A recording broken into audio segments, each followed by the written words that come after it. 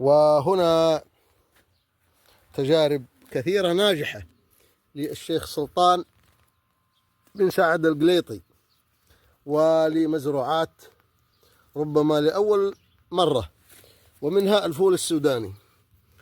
أيوة هذا الفول السوداني، هذا الفول السوداني. هذا الآن معناته الورق يبست. أيوة. معناته إيش؟ أيوة. ياخذ 5 شهور هو تقريبا. هذا هو.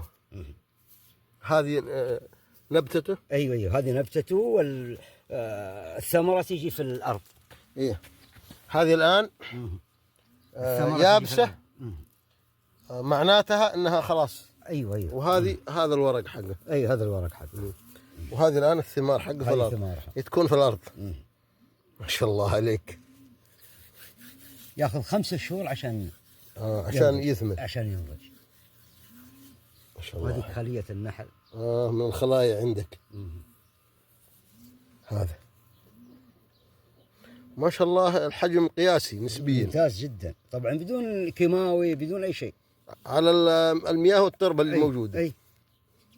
وفقك الله، وتجربة ناجحة تشكر عليها في حقيقة تنمية حقيقة الزراعة بالمنطقة، وتوطين المحاصيل التي ممكن أن يستفاد منها.